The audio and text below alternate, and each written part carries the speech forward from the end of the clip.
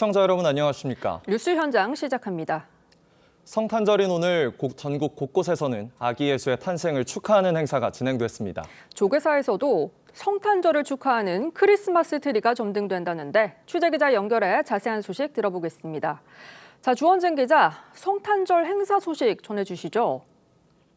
네, 천주교는 성탄절인 오늘 25일 0시 서울 명동대성당에서 정순택 대주교가 집전하는 성탄 대축일 미사를 봉헌했습니다.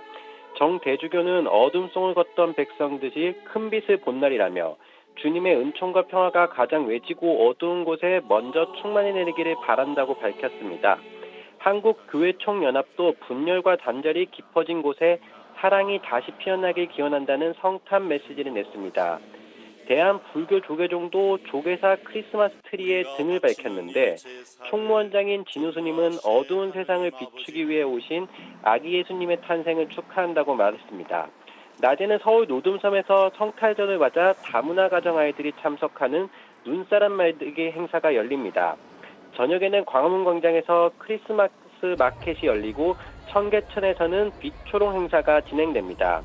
오늘 서울은 낮 최고 기온이 영하 1도로 전국 대부분이 온도가 영하권에 머물 것으로 예상됩니다. 밤부터는 기온이 더 큰 폭으로 떨어지면서 내일은 영하 12도까지 떨어지는 강력한 한파가 올 것으로 기상청은 예보했습니다. 지금까지 사회부에서 전해드렸습니다. 지난 3월 핵잠수함을 건조 중이라고 밝혔던 북한이 함체 사진 전체를 공개했습니다. 건조 현장을 찾은 김정은 국무위원장은 한미가 협의한 한국의 핵추진 잠수함 개발을 겨냥해 반드시 대응해야 할 위협으로 간주한다고 비판했습니다. 신형 장거리 대공미사일 시험 발사 사실도 공개했습니다. 최원국 기자입니다.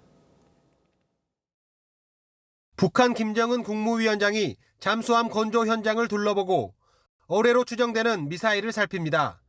북한이 새로 건조 중인 8,700톤급 핵동력 전략 유도탄 잠수함인데 지난 3월 핵잠수함 건조 사실을 밝힌 이후 함체 전체 사진이 공개된 건 처음입니다. 탄도미사일 발사 능력을 갖춰 핵미사일 탑재 가능성을 시사하면서 핵 보유국임을 과시했다는 해석이 나옵니다. 절대적 안전 담보인 핵 방패를 더욱 강화하고 그 불가역적 지위를 굳건히 다지는 것은 우리 세대의 숭고한 사명이고 본분. 한미가 협의한 한국의 원자력 추진 잠수함 건조 계획에 대해서도 해상 주권을 침해하는 공격 행위로 반드시 대응해야 할 위협으로 간주한다고 반발했습니다. 서울의 청탁으로 워싱턴과 합의된 한국의 핵잠수함 개발 계획은 조선반도 지역의 불안정을 더욱 야기시키게 될 것이며 북한은 어제 동해상에 신형 고공장거리 대공미사일 시험 발사를 감행한 사실도 공개했습니다. 조선중앙통신은 발사된 미사일들은 200km 계선의 가상 고공 목표를 명중 소멸했다고 밝혔습니다. 우리가 도입한 고고도 미사일 방어체계 사드와 유사한 것으로 추정됩니다. 우리 군은 미사일 발사 징후를 사전 인지에 대비했다며 어떠한 도발에도 압도적으로 대응할 태세를 유지하고 있다고 강조했습니다. TV조선 최원국입니다. 통일교 정치권 로비 의혹의 중심에 있는 송광석 전 천주평화연합 회장이 13시간 넘는 경찰 조사를 받고 귀가했습니다. 경찰은 송 전 회장의 진술과 함께 각종 통일교 행사에 참석한 정치인들의 영상을 분석해 로비 의혹의 진상 파악에 나섰습니다. 조덕형 기자입니다. 송광석 전 통일교 천주평화연합 회장이 서둘러 차를 타고 떠납니다. 입장으로도 한번 여쭤볼 수 있을까요? 송 전 회장의 변호인도 별다른 입장을 내놓지 않았습니다. 오늘 어떤 혐의로 중인 상황이라서 제가 입장을 말씀드리기도 곤란한 점. 송 전 회장은 어제 오전 10시쯤 경찰청에 나와 오후 11시 45분쯤 집으로 돌아갔습니다.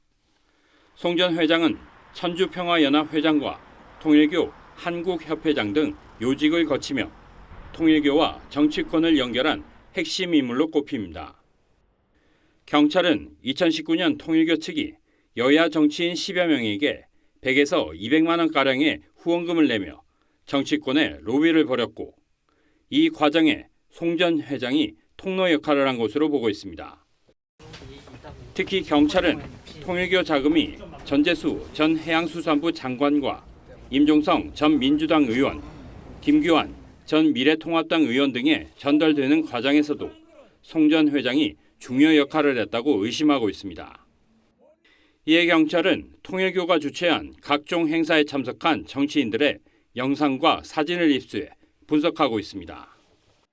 또한 경찰은 어제 오전 서울구치소에서 통일교 한학자 총재를 3시간 동안 조사했지만 이번 정치권 로비 의혹을 촉발한 윤영호 전 세계본부장에 대한 조사는 진행하지 못했습니다. TV조선 조덕현입니다. 다음 주 월요일부터 청와대 시대가 다시 시작됩니다. 윤석열 전 대통령이 용산 대통령실 문을 연 지 3년 7개월 만인데요. 업무 표장 역시 청와대 시절로 돌아가기로 했습니다. 변정현 기자입니다. 대통령실은 지난 8일 용산 대통령실에서 청와대로 집무실을 옮기는 이사 작업에 착수했습니다. 이제 대통령실은 용산 시대를 뒤로하고 대통령이 원래 있었던 곳, 있어야 할 곳 청와대로 이전하겠습니다. 지난 월요일엔 청와대 출입기자 업무 공간인 춘추관이 문을 열었고 브리핑 역시 춘추관에서 진행됐습니다. 다음 주부터는 대통령 업무 공간이 공식적으로 청와대로 바뀝니다. 대통령실은 어제 언론 공지를 통해 봉황기가 오는 29일 0시 용산 대통령실에서 하기됨과 동시에 청와대에 개양된다며 29일부터 공식 명칭이 대통령실에서 청와대로 바뀐다고 밝혔습니다. 업무 표장 역시 과거 청와대 표장으로 바꾸기로 해 홈페이지와 각종 인쇄물, 직원 명함에 새 표장이 적용될 예정입니다. 용산 대통령실은 역사 속으로 사라지고 다시 청와대 시대가 시작되는 겁니다. 2022년 5월 윤석열 전 대통령이 취임하며 시작된 용산 시대는 3년 7개월 만에 막을 내리게 됐습니다. 이 대통령은 이번 주말 집무실 이전을 모두 마무리하고 다음 주부터 청와대에서 공식 업무에 돌입할 예정입니다. 이 대통령은 비서실장을 비롯한 3실장과 같은 건물에서 근무하기로 했습니다. 다만 관저 보수 공사가 아직 끝나지 않아 이 대통령은 청와대 복귀 이후에도 당분간 한남동 관저에서 출퇴근해야 하는 것으로 알려졌습니다. TV조선 변정현입니다. 자, 크리스마스에도 정치권은 민감한 현안들을 놓고 공방을 이어가고 있습니다. 정치권 쟁점부터 짚어봅니다. 최병묵 정치평론가, 김기흥 국민의힘 미디어 대변인, 차재원 부산가톨릭대 특임교수, 성치훈 더불어민주당 부대변인 나오셨습니다. 안녕하십니까? 안녕하세요.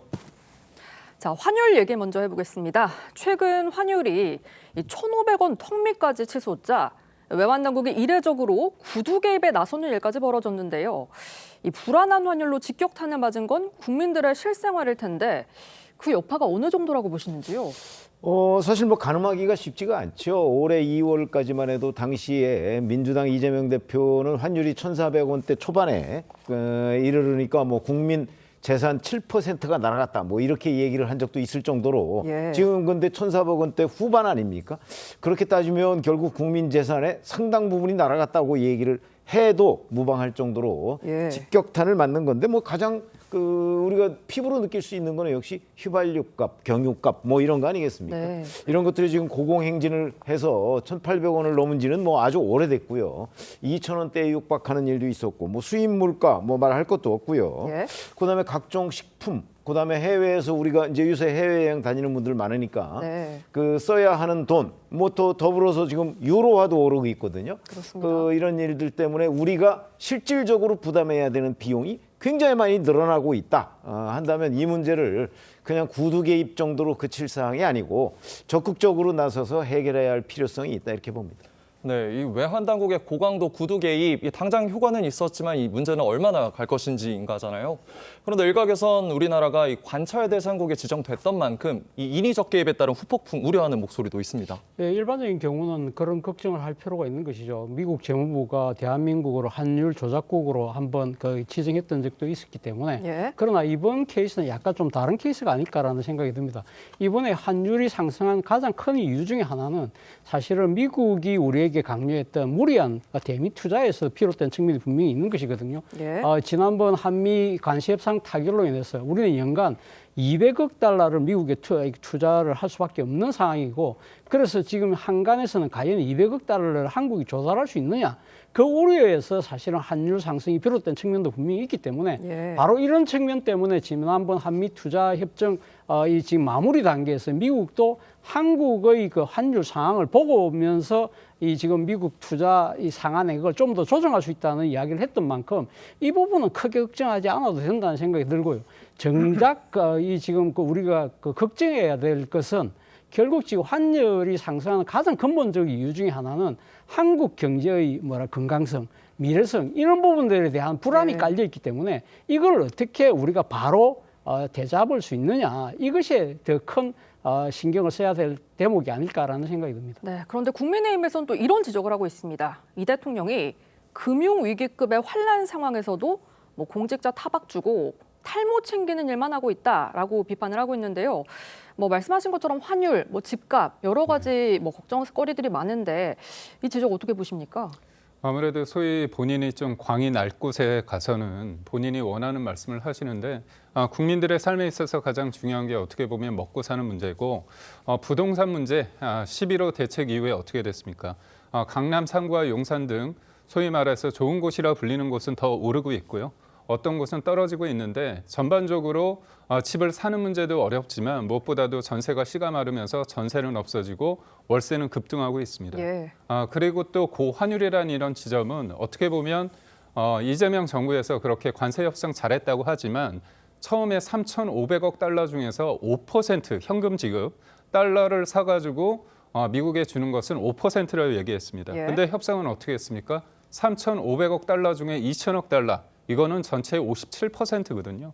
협상 자체가 잘못됐는데 이 환율이란 게 뭡니까? 우리나라 돈 가치는 떨어지고 미국 달러 가치는 높아지는 건데 우리의 달러 수요는 계속 있을 수밖에 없습니다. 고정적으로 미국에 주는 부분이 정부만 하더라도 매 200억 달러고요. 그리고 예. 기업들도 1,500달러를 또 사서 보내야 됩니다. 근데 문제는 우리나라 돈이 너무 흔해지고 있습니다. 그러니까 결국은 돈은 퍼지고 있습니다. 그리고 728조 원입니다. 내년 예산이. 근데 110조 원을 국채를 발행해서 퍼주기 예산을 하고 있습니다. 그럼 우리나라의 돈 가치는 떨어지고 있고 달러는 강세를 보여서 문제인데 이 고환율이 환율에만 미치는 게 아니라 이게 고물가로 이어지고 있습니다. 예. 그리고 물가가 오르기 때문에 한국은행에서 금리를 낮출 수도 없는 상황이라서 고환율과 고물가, 고금리라는 삼고에 이르르고 있는데 이 부분에 대해서 이재명 대통령은 환율 문제의 희읍 그리고 또 부동산의 비읍 얘기도 제대로 하고 있지 않다. 심지어 부동산 관련해서는 난 대책이 없다 이런 얘기까지 하고 있기 때문에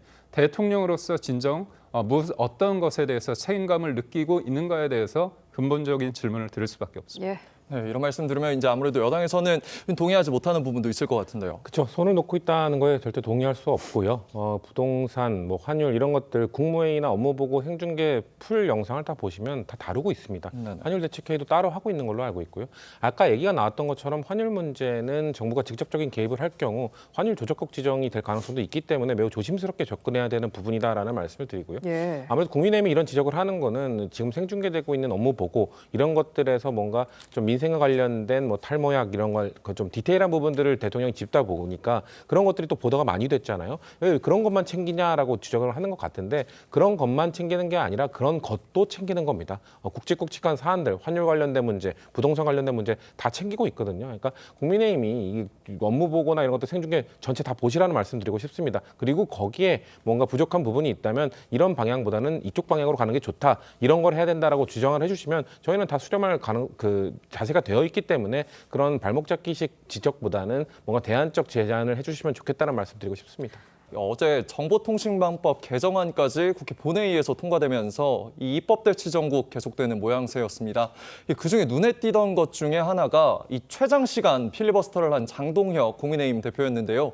이르면 다음 주 새해를 맞이해서 이명박 전 대통령을 만날 거라고 하는데 어떤 의도로 보십니까? 아무래도 장동혁 대표가 그런 얘기를 했습니다. 이제는 변화야 할 때다 이런 얘기를 예. 했는데 변화는 말이 아니라 행동이겠죠. 그래서 이번에 내란 전담 재판부법 관련해서 이게 단순히 일부 정치 세력의 여러 가지 법이 그냥 날치기 통과되는 게 아니라 대한민국의 헌정 질서를 유린하고 법치를 사법부를 겁박해서 입법 권력이 사법부를 어떻게 장악하느냐, 본인의 입맛대로 사법부를 구성하느냐의 가장 본질적인 질문입니다. 네네. 그렇기 때문에 절실함을 가지고 필리버스터를 했고요. 그걸 통해서 많은 당원들이, 많은 국민들이 지금의 민주당에 대해서 이재명 정부에 대해서 제동을 걸 쪽은 누구냐? 소수 정당이지만 국민의힘으로 좀 뭉쳐야 된다고 얘기를 한 거죠. 그렇다면 필리버스터를 통해서 많은 사람들의 관심을 받았다면 그 다음의 행보가 굉장히 중요합니다. 예. MB 이명박 대통령 같은 경우는 굉장히 중도적으로 실용적인 분 아닙니까? 예. 그분을 만나서 여러 가지 얘기를 듣고 경청하고요. 그리고 새해부터는 말이 아니라 행동으로 진짜 지방선거에서 제대로 된 이재명 정부의 어떤 견제 세력으로서 자리매김하기 위해서 변화의 몸짓은 계속될 것이라고 봅니다. 한동훈 전 대표 움직임도 좀 눈에 띄는데요. 장 대표의 필리버스터를 추켜 세우면서 노고가 많으셨다. 모두 함께 싸워야 할 때다. 이렇게 말했습니다. 당 내홍 봉합을 위한 일종의 화해 제스처로 보이는데 장동혁 대표가 한동훈 전 대표가 내민 손 잡을 거라고 보시나요? 글쎄 지금까지 장동혁 대표가 해놓은 여러 가지의 조치들이 있습니다. 당내에 뭐 몇 가지 그 인사도 있고요. 그다음에 노선도 그 여전히 뭐 본인의 그 강경 노선을 지금 유지하고 있는 것으로 보이는데 그런 정도를 연장선상에서 본다면 물론 뭐 변화를 얘기하긴 했습니다만 변화는 아직 행동으로 보여주지는 않고 있고요. 다만 행동으로 보여준 인사와 방침 뭐 이런 것들을 보면 변화가 느껴지지 않습니다. 그래서 이 양 그 두 가지 사이에 어떤 괴리 이런 걸 좀 메우는 것이 굉장히 중요하다고 보는데 아직까지 행동으로 나오지 않고 있단 말이죠. 그래서 한동훈 전 대표가 지금 장동혁 대표의 이번에 이제 최장기간의 필리버스터로 인해서 확립된 리더십을 공개적으로 이런 식으로 그 찬사를 보낸 이유, 물론 이제 뭐 화해하고 싶다는 뜻이겠죠. 그러나 그 못지않게 국민 눈높이에서 장동혁 대표에 대해서 기대하고 있는 부분이 저는 있을 거라고 생각을 합니다. 그런 부분에 대해서 장동혁 대표가 뭔가 그 좀 반응을 보여주기를 주문하는 차원이 아닌가. 단순히 자기 걸 봐달라는 차원을 넘어서는 개념이라고 저는 보거든요. 네네. 장동혁 대표가 여기에 어떻게 반응하냐에 따라서 그 뭐 한동훈 전 대표 계열을 뭐 그 감싸느냐 안 감싸느냐 하는 문제를 훨씬 뛰어넘어서 사실은 국민의힘이 지방선거를 앞두고 지지율 상승 효과를 가져올 수 있느냐 없느냐 하는 그 열쇠가 거기에 달려 있다고 봅니다. 네, 짧게 덧붙이실 말씀 있으신 것 같은데. 그러니까 한동훈 전 대표가 장동혁 대표에 대해서 그렇게 얘기한 건 되게 좋은 일입니다. 칭찬할 부분은 칭찬하고 같이 해야 될 부분 같이 해야 되는데 저는 역으로 그런 말씀을 드리고 싶어요. 지금 국민의힘이 반드시 하나가 되기 위해서 당원 게시판 문제가 굉장히 민감합니다.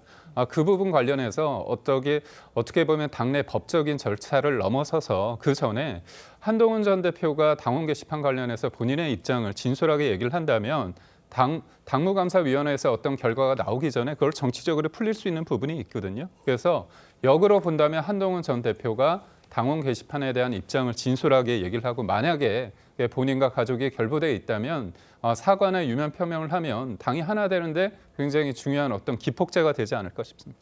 네. 국민의힘과 개혁신당이 통일교 특검법을 고리로 이 대여투쟁 연대에 나선 것도 좀 주목이 됩니다. 이 장동혁 대표와 이준석 대표 이 공동 단식까지 구상 중이라는 얘기가 나오는데 어떻게 지방선거 앞두고 야권 연대 뭐 가능성이 있다고 보십니까? 그러니까 단식이라는 건 어떻게 보면 본인들이 국민들에게 호소를 하는 겁니다. 근데 단식이 제가 볼 때 하루 이틀 되는 건 아니거든요. 그 절실함을 보이는 여러 가지 경우의 수 중에 단식도 할 수 있다는 그 절실함일 때 저는 역으로 지금의 통일교 특검 관련해서 관심도 있지만 역으로 하나의 특검을 더 내면 민주당과 이재명 정부가 압박을 받을 거라고 생각합니다. 그게 저는 이른바 대장동 관련해서 항소 포기 관련해서 민주당이 한다고 했다가 말을 뒤집지 않았습니까? 이건 질문이 간단합니다. 대장동 일당 편이냐 아니면 국민의 편이냐 7,400억 원이라는 그 추징금을 공권력이 사실상 세탁해줬거든요. 그 부분에서 많은 사람들이 분노하고 있습니다. 그렇다면 저는 통일교 특검과 더불어서 이 대장동 관련한 항소 포기 관련된 특검을 하자고 하면 전 민주당이 그거를 공개적으로 반대하기 어렵지 않을까 그런 생각을 합니다. 지금 뭐 여당에서는 통일교 특검 추천권이나 수사 범위 등을 두고서 야권과 이견이 상당한데요. 지금 이런 상황에서 뭉치고 있는 여권 어떻게 보십니까? 야권. 뭐 야권 입장에서는 사실 이 지금 통일교 특검을 반드시 관철시키겠다는 정치적 의지를 지금 드러낸 것이라고 저는 보는데요. 네네. 이걸 계기로 해서 지방선거 연대까지 갈 수 있느냐 부분은 또 다른 문제라는 생각이 듭니다. 결국 지금 이준석 지금 개혁신당 대표도 사실은 뭐 지방선거와 관련된 연대 부분과 관련해서는 국민의힘이 개헌과 관련된 특히 윤석열 전 대통령과의 관계를 어떤 식으로든 차단해야 된다는 부분을 분명히 하고 있는 것이거든요. 지금 당장은 지금 공동의 목표를 위해서 지금 통일교 특검을 관철시키려고 하는 그러한 부분들에 있어서는 뭐 정치적인 이해가 같을 수 있다곤 하더라도 결국은 지방선거 연대까지 가기 위해서는 결국은 장동혁 대표를 비롯한 지금 국힘의 주류가 이 지금 윤석열 전 대통령과 계엄에 대한 태도를 근본적으로 바꿀 수 있느냐가 관건이 될 거라는 생각이 듭니다. 네, 이번에는 우크라이나 전쟁에 참전했다 포로가 된 러시아 파병 북한군의 송환 문제도 이 연말 전국 정치권의 이슈로 떠올랐는데요. 크리스마스 이브였던 어제 국내 한 탈북민 단체가 한국 귀순 의사를 밝힌 북한군 포로들의 편지를 공개했습니다. 지난 3월 유용원 국민의힘 의원이 공개한 두 사람의 목소리부터 다시 들어보시죠. 난 한국으로 꼭 가고 싶어. 우리 부모님들과 만나기 위해서 꼭 가고 싶어. 한국에 가면 수술을 다시 받을 수 있을 거야. 내가 포로니까 가정을 이루기엔 너무 힘들지 않을까요? 결심이 생기려고 하는 것 같기도 한데 좀 더 생각해봐야 할 것 같습니다. 네, 이번에 공개된 편지는 이 탈북민들이 보낸 편지의 답장이라고 하는데요. 이 리 씨와 백 씨, 한국에 계신 분들을 뭐 친부모, 친형제라고 생각하고 그 품속으로 가기로 마음먹었다며 귀순 의사를 명확하게 또 밝혔습니다. 아무래도 뭐 지난번 그러니까 그 조선일보와의 인터뷰에서는 구두로 자신들의 귀순 의사를 전달했습니다만 이번 같은 경우는 자신들의 솔직한 심정을 자신이 쓴 손편지를 통해서 전달했잖아요. 이것은 그만큼 한국으로 오고 싶다는 직접적인 증거라고 저는 봅니다. 그만큼 이 두 사람의 지금 심경이 상당히 절박하다는 것인데요. 그 심경이 절박한 이유 중에 하나는요. 최근의 지금 러시아와 북한의 상황과 저는 맞물려 있다고 봐요. 예를 들면 지금 북한이 러시아에 파병됐던 군인들이 지금 돌아왔잖아요. 상당수가 돌아와서 최근 그 미공개로 그러니까 비밀로 붙이고 있던 파병 사실을 이제 공개하면서 특히 이번 그 러시아 파병에서 죽었던 병사 그리고 그 유족들 그리고 또 부상자들에 대해서 영웅 칭호를 붙이면서 상당히 높이고 있는 상황을 아마 이 두 명의 포로도 우크라이나 현지에서 그 보도를 봤을 거예요. 그렇기 때문에 본인들 입장에서는 포로가 된 상황에서 돌아갔을 경우에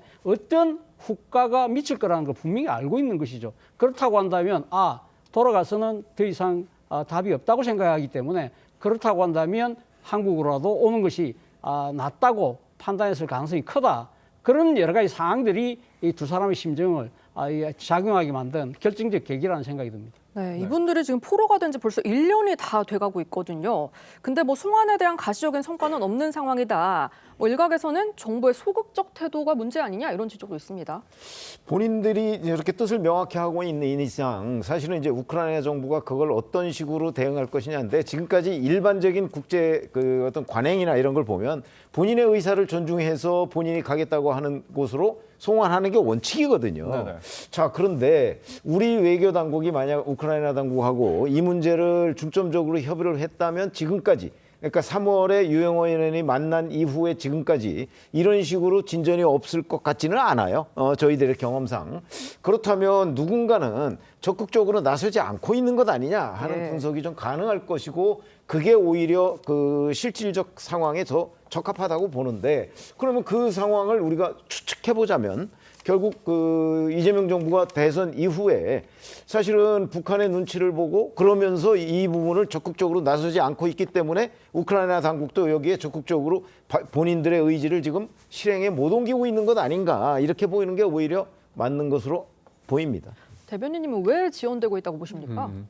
아무래도 이재명 대통령께서는 내년 지방선거를 앞두고 김정은을 좀 만나고 싶어하는 것 같습니다. 트럼프와 김정은이 만나게끔 에이펙 때 했는데 그게 안 됐죠. 그때는 트럼프 대통령의 피스메이커, 자기가 페이스메이커가 되겠다고 했는데 본인이 지금은 피스메이커가 되고 싶은 마음이 있는 것 같습니다. 이 말씀을 왜 드리냐면 저번에 기자회견 때 외국 기자가 물었습니다. 북한에 억류돼 있는 우리 국민 6명에 대하니까 이재명 대통령께서 처음 듣는 얘기라고 했잖아요. 예. 그렇다면 그 이후에 후속 조치가 과연 있습니까? 가장 대한민국 대통령으로서의 국민의 생명과 안전을 담보할 수 있다면 이 얘기를 해야 되는데 안 하고 있단 말이죠. 결국 이 문제를 정치적으로 본인의 어떤 지지율이나 지방선거를 위해서 굉장히 소극적으로 대하고 있는 것 아닌가 그런 생각을 해봅니다. 네, 부의장님 어떻게 보시나요? 소극적 태도가 드러난 게 없는데 왜 자꾸 정부 탓을하는지 모르겠는데요. 이 전쟁은 러시아와 우크라이나의 전쟁입니다. 그리고 휴전 협상을 하는 과정에 있어서 포로를 어떻게 처리하는지도 우크라이나에게는 매우 중요한 요인이 될 것이기 때문에 네. 포로들을 러시아의 입장을 전혀 듣지 않고 한국에 보내준다, 한국에 귀환시킨다. 이렇게 되면 러시아가 휴전 협상할 때 왜 우리와 협의도 하지 않고 그럼 우리 휴전 협상할 때 당신들 이야기 들어줄 수 없어, 이런 태도를 나올 수 있거든요. 우크라이나는 우리의 입장보다는 본인들의 나라를 이익을 가장 최우선시하기 때문에 아마 그런 부분에 있어서 송환의 절차적 문제가 아마 복잡할 것이라고 저희는 보고 있는 것이지, 정부가 이것을 북한의 눈치를 본다? 저는 전혀 그렇게 생각하지 않기 때문에 네. 이거의 절차에 있어서는 아마 우크라이나 당국의 이 절차적 문제가 가장 큰 걸림돌일 것으로 저희는 보고 있습니다. 네, 지금까지 정치권 쟁점 짚어봤습니다. 네 분 말씀 여기까지 듣겠습니다. 감사합니다. 맞습니다. 서울 강남의 한 대로에서 주한 몽골 대사 전용 차량이 3중 추돌 사고를 냈습니다. 차를 운전한 대사관 직원은 면허 취소 수준의 만취 상태였습니다. 이나영 기자의 단독 보도입니다. 신호 대기 중인 흰색 차량. 뒤에서 빠르게 달려오던 검은색 차량이 속도를 줄이지 않고 그대로 들이받습니다. 그 충격에 흰색 차량도 앞 차량을 다시 들이받습니다. 지난 12일 새벽 6시쯤 서울 강남의 대로에서 3중 추돌 사고가 났습니다. 사고 충격으로 중간에 있던 흰색 경차는 앞부분이 형체를 알아볼 수 없을 정도로 찌그러졌고 운전자도 다쳤습니다. 사고를 낸 검은색 고급 세단 번호판에는 대사 전용차를 뜻하는 001이 적혀 있지만 대사는 타고 있지 않았습니다. 현장에 출동한 경찰은 사고를 낸 남성이 몽골 대사관 행정직원인 것을 확인했습니다. 사고 난 다른 차량이랑 저는 이제 파악을 하려고 어떤 상황인지 나왔는데 외교관 그 차에 계시는 분은 나오지 않으셨고, 몽골 국적인 운전자는 혈중 알코올 농도가 면허 취소 수치가 나왔지만 외교관이 아닌 대사관 행정직원도 형사사건에서 면책특권을 적용받습니다. 외교부는 몽골 대사관 측이 경찰 조사에 적극 협조하겠다는 의사를 전했다고 밝혔습니다. 경찰은 운전한 직원을 음주운전 혐의 등으로 입건하고 면책특권 사용 여부 등을 확인할 예정입니다. TV조선 이나영입니다. 화재 사건 사고 소식 전문가와 자세히 짚어봅니다. 최병묵 평론가 계속해서 함께해 주시고요. 하재근 사회문화평론가 새로 모셨습니다. 안녕하십니까? 안녕하세요. 자, 박나래 씨 이야기부터 해보겠습니다. 각종 논란으로 방송 활동을 중단한 박나래 씨 SNS에 지난해 10월 전 매니저에게 이 명품 시계를 선물한 걸로 추정되는 사진이 공개가 됐습니다. 지금 양측의 법정 공방과는 사뭇 다른 모습인 것 같아요. 그러니까 이제 박나래 씨가 전 매니저들한테 아무것도 안 준 것이 아니라 뭐 명품 시계 같은 시계나 가방 같은 고가의 선물을 주면서 잘 지낸 적도 있었다는 이야기는 그 전부터 나왔었거든요.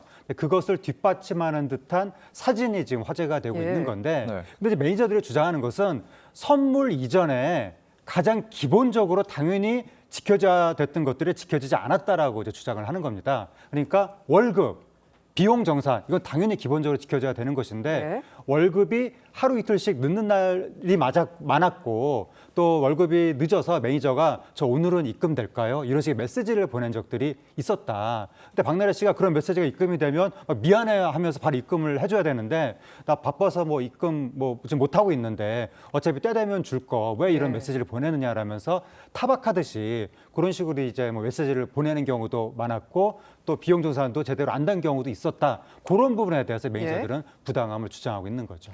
이 박나래 씨가 SNS에 고가의 선물 이렇게 사진을 올리니까 이 전 매니저들 이제 본인들도 역시 줘야 됐다 이렇게 얘기를 하기도 했어요. 그 부분 좀 애매한데, 그러니까 전 매니저들이 박나래 씨한테 자신들도 뭐 고가의 구두, 뭐 커피차, 뭐 간식차, 고가의 뭐 샴페인 이런 것들을 줘야 했다라고 이제 주장을 했는데 줘야 했다는 말이 그냥 분위기상 내가 인간적으로 줘야 했다는 것인지 박나래 씨가 강요를 했다는 것인지 명확하지가 않거든요. 근데 아마도 뭐 이제 인간적인 분위기상 주고받는 분위기였다 이런 취지로 이해한 것으로 일단은 보이는데 어쨌든 이제 매니저들이 주장한 핵심은 선물을 주고받은 거는 이제 그게 핵심이 아니라 부당 행위를 당했다는 것이죠. 네. 제가 방금 말씀드렸던 것처럼 월급이나 비용 조사 문제가 하나가 있는 것이고 또 다른 거 하나는 부당 노동행위. 그러니까 사적인 일에 우리가 동원이 돼서 박나래 씨가 만드는 음식을 우리가 다 수발을 들여야 한다든지 또 매니저가 주장하는 것은 올해 생일에도 내 생일인데 박나래 씨 집에서 박나래 씨 그 파티 설거지를 해야 됐다. 이런 것들은 부당했다라고 주장을 하고 있는 겁니다. 지금 뭐 박나래 씨로부터 불거진 이른바 주사 이모 게이트 관련 수사도 속도를 낼 전망인데요. 경찰이 고발 사건을 접수를 했다고요? 그렇죠. 주사 이모가 이제 뭐 처방전을 모았다 뭐 이런 얘기들도 하고 있고요. 그러면은 그 틀림없이 처방전은 이제 정상적인 의사에 의해서 발급이 됐을 거거든요. 그런 것들을 여러 개를 과연 그 의사 면허가 없는 주사 이모가 어떤 경로를 통해서 모을 수 있었는가 하는 부분인데 아마 수사에 굉장히 중요한 부분일 거예요. 그게 의료법 위반의 핵심 사항이거든요. 그러니까 이제 건강보험공단이나 이런 데에서 그동안 들어왔던 처방전 그다음에 뭐 약국에서 이제 그 나갔던 뭐 이런 기록들 뭐 이런 것들을 아마 종합적으로 살펴보면 그 어떤 과정을 통해서 주사 이모가 이 처방전을 입수하게 됐는지 뭐 아마 이런 경로가 나타날 것으로 보입니다. 이거는 그 경찰에서 수사하는데 대단히 중요한 불법성을 입증하는데 중요한 자료가 되겠죠. 아마 그래서 건강보험공단에서 지금 조사에 들어간 것이 아닌가 싶습니다. 네, 말씀하신 대로 지금 의혹이 계속 커지고 있다 보니까 이 비의료인 의혹이잖아요. 주사 이모가 사무장으로 활동한 강남 성형외과에 대한 신고가 좀 접수되면서 건보공단이 또 조사에 착수했다고 얘기가 나와가지고요. 예, 이제 건보공단이 조사에 착수했는데 지금 여러 연예인들이 이구동성으로 하는 말이 나는 주사 이모를 병원에서 만났고 의사인 줄 알았다 이렇게 주장하고 있거든요. 그럼 병원 내에서 어떻게 영업을 했길래 그 주사 이모가 만약에 의사를 오인된 게 사실이라면 어떤 식으로 그럼 어떤 구조였는가 그 부분이 굉장히 궁금한 상황인데 지금 보도에 나오는 게 주사 이모가 병원에서 대표 직함을 썼다 뭐 이런 식의 뭐 주장도 보도가 나오고 있는데 이런 등등등의 사안에 대해서 건보공단에서 조사에 나선 것이고 그것과 별개로 강남경찰서에서도 위법 여부에 대해서 지금 수사하고 있는 상황입니다. 네, 그런데 불똥이 전현무 씨에게까지 튀었습니다. 경찰이 차 안 링거 투여 의혹과 관련해 수사에 착수를 했는데 전 씨 측이 9년 전에 진료 기록부까지 공개를 하면서 정면 대응에 나섰죠. 하지만 대한의사협회에서는 이게 위법 소지가 있다 이런 해석을 내놓더라고요. 예, 그러니까 전현무 씨 측에서 본인의 진료 기록부를 공개할 정도로 해명을 지금 하는 거예요. 그러니까 사람들이 오죽하면 저런 것까지 공개하면서 해명을 하겠느냐 이제 그런 얘기가 나오는데 또 한편으로는 이게 진료 기록의 문제가 아니라 가장 핵심적인 의혹 사안은 뭐냐면 차량 안에서 그런 링거 시술을 받는 게 과연 적법하냐. 또 만약에 그 바늘을 꽂은 거는 뭐 의사를 하더라도 그러니까 전현무 씨 주장은 병원에서 바늘을 꽂았는데 의사의 허가를 받고 차량으로 이동했다고 주장을 하는 거거든요. 근데 그럼 바늘을 뽑았을 때는 의사가 아니라 전현무 씨 측에서 뽑은 거 아니냐. 그건 합법이냐. 이게 지금 논란이 되는 건데 거기에 대해서는 정확한 해명은 나오지 않고 있는 것 같고 근데 다만 의사의 허가와 지시를 받은 게 사실이라면 전현무 씨는 모르고 위법이라는 걸 모르고 그런 식으로 행동을 했다면 그 부분은 전현무 씨가 처벌 대상이 되지 않는다라는 주장도 나오고 있습니다. 네, 평론가님께서 말씀해 주신 것처럼 이 자신의 억울함을 해명하기 위해 굉장히 사적인 정보까지 공개를 했는데 그만큼 결백을 호소했다고 좀 볼 수 있을까요? 그러니까 본인으로서는 사실은 저런 기록들을 모두 다 공개하면 자 의사의 지시에 따라서 나는 행동을 했을 뿐이다 이렇게 지금 얘기를 하고 있는 거잖아요. 네네. 그렇다면 지금 하재근 평론가께서 얘기하셨듯이 본인은 전혀 모르고 의사가 이렇게 해라라는 그 어떤 매뉴얼에 따라서 자기는 그냥 했을 뿐이다. 나는 이게 불법인지 몰랐다. 이렇게 지금 얘기를 할 수도 있겠는데 이제 의사 입장에서 본다면 의사가 시술하지 않은 그 각종 진료 행위와 뭐 이제 뭐 주사 뭐 이런 행위들은 그게 다 불법이란 말이죠. 의사가 해야 되는 일이에요. 근데 의사가 하지 않은 거잖아요. 일단 차 안에서 그 링거를 꽂고 있는 장면도 거기에 의사가 보이지 않아요. 그렇기 때문에 이걸 법률적으로 따지고 들어가다 보면 나중에 뭐 이제 좀 처벌이 좀 약해질 수는 있겠지만 아마 위법 시비를 완전하게 그 해소하기는 좀 쉽지 않은 것 아니냐. 왜냐하면 의사가 보이지 않았기 때문에. 근데 이제 의사가 뭐 화면상에는 보이지 않았지만 뭐 다른 데에 있었다든지 뭐 예를 들어서 이런 것들은 이제 수사 결과로서 드러나겠죠. 네, 지금 뭐 전현무 씨 워낙에 왕성한 활동을 하고 있는데요. 앞으로의 활동에 지장은 없을까요? 그러니까 지금 당장은 전현무 씨가 아까 말씀드렸던 것처럼 진료 기록부까지 공개했기 때문에 네. 오죽하면 그랬겠느냐라고 하면서 동정론이 지금 나오고 있는 상황인데, 근데 사건 핵심 여부는 이게 만약에 이제 불법이라고 하면 그것을 전현무 씨가 알았느냐 몰랐느냐, 네. 그러한 행위를 교사했느냐 뭐 이런 게 이제 논점이 되는 거거든요. 지금 아직까지는 그런 것에 대해서 구체적인 사항들이 나오지 않고 있는데 지금 하루가 다르게 뭐가 새로운 게 터지고 그런 상황이라서 혹시 뭔가 이제 전현무 씨한테 불리한 게 터지게 되면 활동이 좀 힘들어질 수도 있겠는데 어떤 상황이 터질지는 이제 경찰 수사에 들어갔으니까 앞으로 지켜봐야 될 것 같습니다.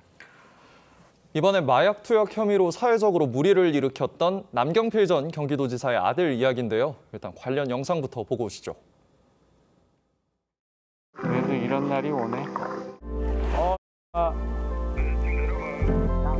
나온다.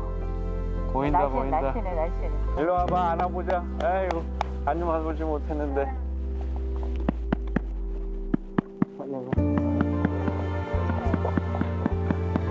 너무 오랫동안 안아보지 못해서 그랬는데 꼭 안으니까 확실히 실감이 나네. 너무 좋다. 네, 남경필 전 지사 아들 남주성 씨, 이 마약 투약 혐의로 2차례 교도소를 다녀왔는데요. 이 남 씨가 언론을 통해서 과거 마약에 빠졌던 자신의 삶을 공개를 했습니다. 어머니 장례식 때도 마약에 취해 있었다, 이런 얘기부터 뭐 마약에서 해방되고 싶다, 이런 말까지 했는데 정말 솔직하게 털어놓은 것 같아요. 네, 남경필 전 지사의 아들이 충격적인 이제 고백을 했는데 중학교 3학년 때부터 시작이 됐었다는 겁니다. 중학교 3학년 때 호기심에 대마를 접했다는 거예요. 그게 출발이 돼서 그다음부터 더 여러 종류의 마약으로 심화가 됐다는 겁니다. 그래서 완전히 이제 마약에 의존하게 돼서 열흘 밤낮 동안 한숨도 못 자고 막 귀신이 보이는 환각, 환청까지 막 경험을 했다는 겁니다. 거의 마약의 악몽에 십몇 년 세월을 보냈다는 것이고, 어머니 장례식 때마저도 마약에 취해 있었고 너무나 특정 이 마약에 막 중독이 된 나머지 쉽게 그걸 구할 수가 없을 때는 암 환자, 그 암으로 돌아가신 분의 장례식을 찾아가서 암 환자가 생전에 먹다 남은 진통제를 구해서 먹을 정도로 그 정도로 마약에 심하게 의존했었다고 합니다. 이 남경필 전 지사와 닮은 외모도 좀 눈길을 끌긴 하는데, 이 남 전 지사 과거 아들의 마약 투약 사실을 알고도 직접 신고했잖아요. 예, 그렇습니다. 남 전 지사 얘기는 아들이 이제 그 전에 본인이 2번 자수했는데 2번 다 구속이 안 됐다는 거예요. 그때 온 가족이 다 함께 모여서 합의를 한 게 있는데, 만약에 앞으로 다시 한 번 더 마약에 손을 대면 무조건 신고하자. 온 가족이 다 합의를 했다고 합니다. 근데 이제 그 남주선 지사 아들이 마약에 다시 손을 댔고, 그래서 합의했던 대로 즉시 신고했다라고 이야기했습니다. 네, 남경필 전 지사 아들 정말 충격적인 소식을 들려줬는데, 남경필 전 지사 같은 경우에는 정계 은퇴 이후에 사단법인까지 만들어서 지금 마약 치유 단체를 운영을 하고 있거든요. 이런 행보가 어떤 사회적인 인식 개선에 긍정적 영향을 줄 수 있을까요? 사실은 마약에 빠지게 되는 경위, 그다음에 거기에서 또 헤어나오게 된 여러 가지 과정들 뭐 이런 거에 대해서 저희가 들을 기회는 많지는 않아요. 근데 이제 남경필 전 지사 같은 사람들이 저런 재단법인을 만들어서 그런 것들을 홍보하고, 그다음에 실제 마약 투약 때문에 이제 여러 가지 고민에 빠져 있는 가정들에 대해서 뭐 이런저런 이제 교육을 하고 하는 것들이, 저건 아주 생생한 경험담이잖아요. 그런 점에서 본다면 아마 마약을 퇴치하는데 굉장히 중요한 저는 계기가 될 수 있다고 봅니다. 그렇다고 그래서 뭐 단숨에 뭐 우리 사회에서 마약이 없어지거나 뭐 그러지는 않겠지만, 적어도 남경필 전 지사 같은 유명인들이 본인 아들의 경험을 바탕으로 해서 저런 식으로 이 마약이 얼마나 위험한 약물인지, 그리고 빠져나오기 얼마나 어려운 약물인지 뭐 이런 것들에 대한 거를 아주 실증적으로 보여줄 수 있는 것은 굉장한 마약 퇴치에 도움이 될 것이다, 이렇게 봅니다. 혹시 남 전 지사 정계 복귀 가능성은 어떻게 보시나요? 글쎄, 지금 현재 본인은 완전히 은퇴했다고 지금 얘기를 하고 있거든요. 뭐 아직 젊은 나이이긴 하지만 그거야 이제 상황이 어떻게 변할지는 아마 본인도 뚜렷하게 지금 얘기할 수 없을 텐데, 일단 은퇴를 공식화한 상태이기 때문에 아마 복귀 가능성을 우리가 가까운 시일 내에 접하기는 굉장히 어려울 겁니다. 자, 이번엔 오랜만에 활동 소식을 알린 코미디언 심영래 씨 소식 짚어보겠습니다. 심영래 씨가 67살의 나이로 최근 유튜브 채널을 열고 안면 거상 수술 받는 모습을 공개를 했거든요. 그런데 이번 수술이 처음이 아니라고요? 네, 그러니까 심영래 씨가 최근에 유튜브 채널을 만들었는데 콘텐츠를 올린 거예요. 예. 그 제목이 얼굴부터 뜯어고치고 왔습니다. 막 이런 식으로 예. 그러니까 팬들한테 좋은 모습을 보여주기 위해서 이제 뭐 수술을 했다라고 하는 건데 예. 뭐 리프팅이 아니라 안면 거상 수술을 받았다고 한 겁니다. 많은 국민들이 안면 거상이라는 단어 자체를 이번에 처음 들어봤을 것 같은데 그게 또 재수술이었다고 합니다. 예. 엄청 아픈데 팬들을 위해서 프로의식을 가지고 수술을 했다라고 하는 건데 연예인들이 이런 걸 콘텐츠로 만들면 국민들한테 영향을 미칠 수가 있기 때문에 성형 주제로 콘텐츠 만드는 건 한 번 더 좀 생각해 봐야 되지 않나 그런 생각도 듭니다.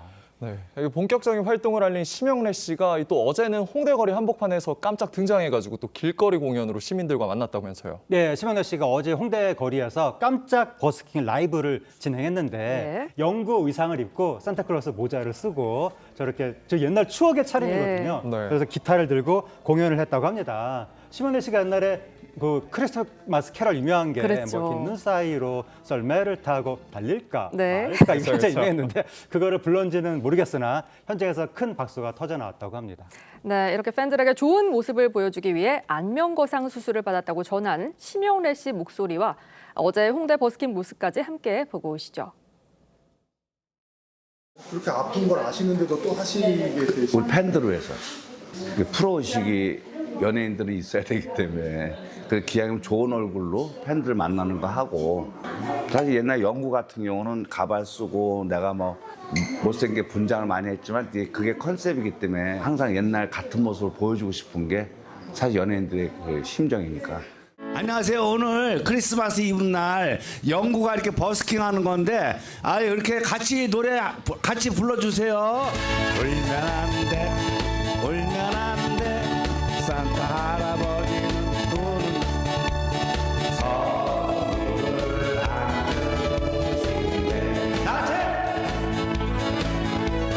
산타 할아버지는 알고 계신데 누가 착한지 나쁜 애인지 오늘 밤에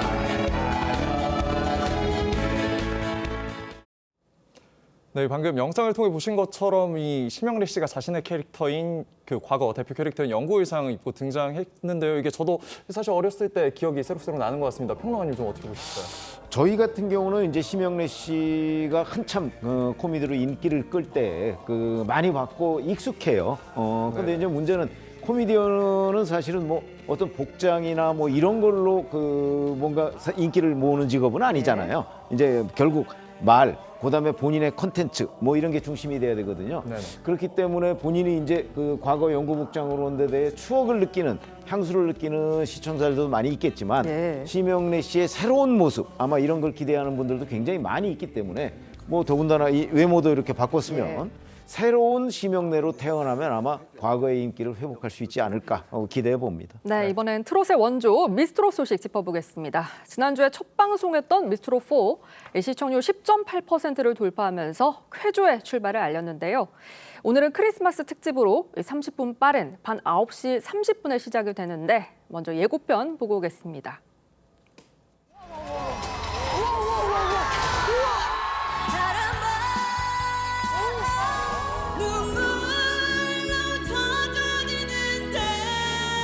너도 봤어? 제일 보고 싶어 했던.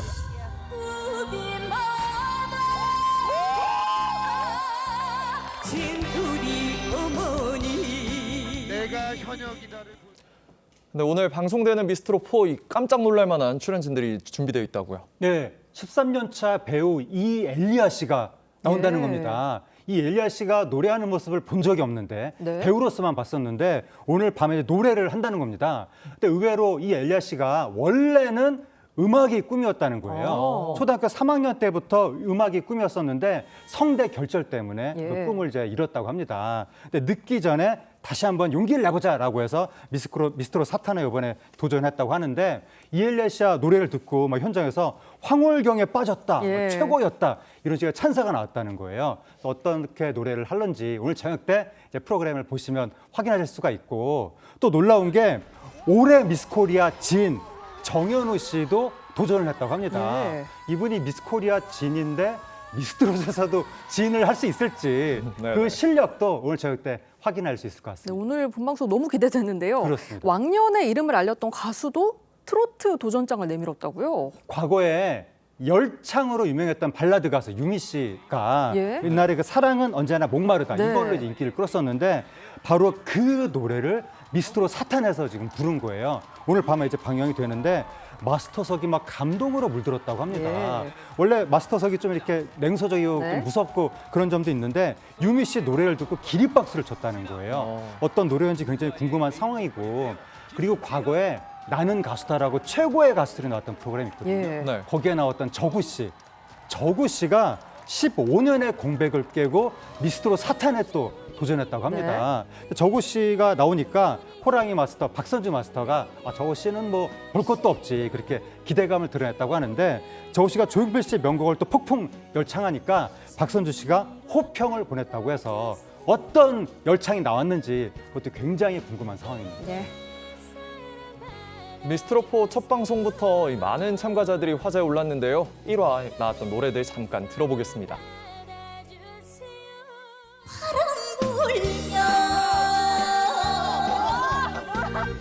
꽃바람이 살랑살랑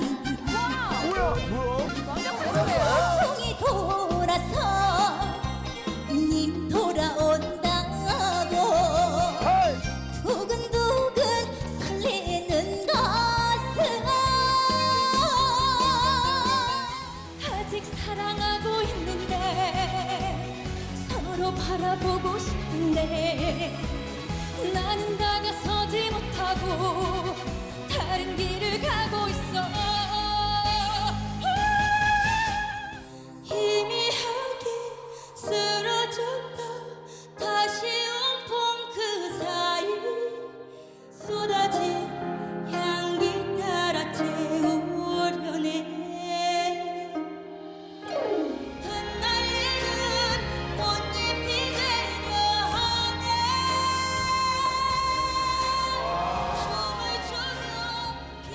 네, 미스트롯 출신 송가인 씨가 이번에 마스터로 나오면서 많은 관심을 끌었는데 겹경사가 있다고요? 예, 송가인 씨가 어제 이제 인증샷을 올렸는데 본인이 유튜브 채널을 개설한 지 얼마 되지 않아서 실버 버튼을 받았다는 거예요. 실버 버튼이 구독자가 10만 명을 돌파했다는 뜻인데 그 인증샷을 올리면서 송가인 진짜 지간에 어메이징이어라 라고 이제 써서 올리기도 했고 그러면서 지난 20일에 열린 생일 기념 팬미팅 비하인드 사진도 같이 공개했습니다.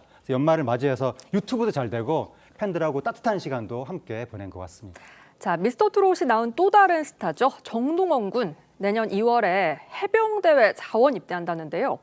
앞서 자신의 유튜브 채널을 통해 해병대 입대 의사를 전한 바 있는데 해병대 군가를 부르는 모습 함께 보겠습니다. 예비 후임이 선배님께 바치겠습니다. 발강모 얼룩무늬 바다에 사나이 검푸른 파도 타고 우리는 간다. 내 조국 이 땅을 함께 지키며 불바다 헤쳐간다. 우리는 해병 발강모. 자, 이번엔 대전의 명물 빵집 성심당 얘기도 좀 짚어볼게요. 이 다양한 딸기 케이크들이 인기인데 지금 뭐 이 케이크를 사기 위해서 새벽부터 줄을 선다고 하죠. 예, 대전의 명물인 그 빵집에서 유명한 겨울 한정 딸기 케이크 있거든요. 그게 이번에 판매가 시작이 된 겁니다.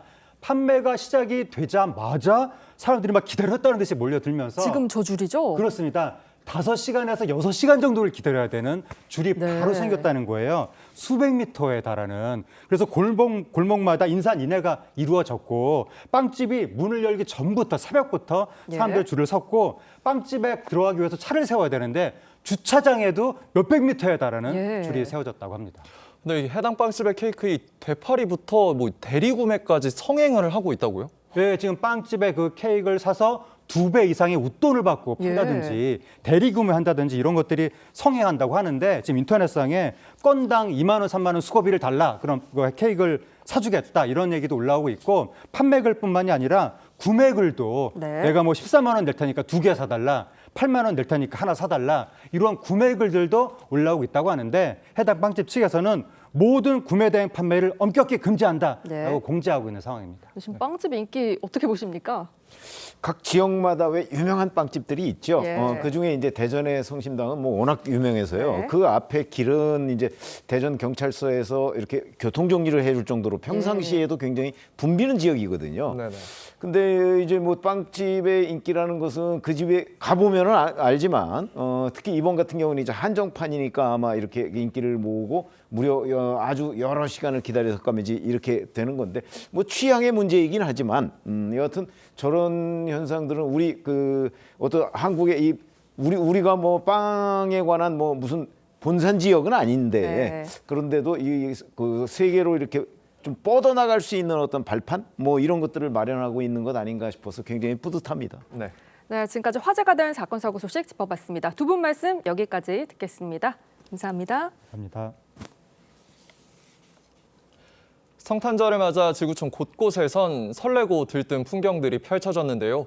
하지만 끝나지 않은 전쟁으로 마냥 축제를 즐길 수만은 없는 곳들도 있었습니다. 교황은 성탄 메시지로 전 세계 단 하루만이라도 평화가 찾아오길 바란다고 했습니다. 조정린 기자입니다. 베를린 축구 경기장에 3만여 명의 관중이 부르는 크리스마스 노래가 울려 퍼집니다. 뜨거운 햇볕 아래 미국 플로리다 해변에도 성탄절은 찾아왔습니다. 산타 복장을 한 서퍼들이 파도를 넘나듭니다. 북미 항공우주사령부는 산타 썰매가 여의도 63빌딩, 남산 서울타워 등 서울의 랜드마크 근처 공중을 나는 영상을 공개했고 우주의 산타 비행사들도 지구로 메시지를 보냈습니다.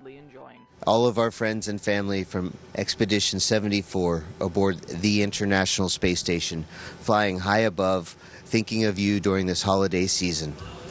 예수가 태어난 곳 베들레헴에도 가자지구 휴전으로 2년 만에 성탄 불빛이 가득했습니다. أنا كنت السنة اللي فاتت هون كانت الأجواء كئيبة اليوم أنا ملان فرح لا ينطق به ومجيد. 교황 레오 14세는 러시아가 크리스마스 휴전 요청을 거부한 것이 슬프다며 성탄절 하루만이라도 휴전할 것을 촉구했습니다. Un giorno di pace.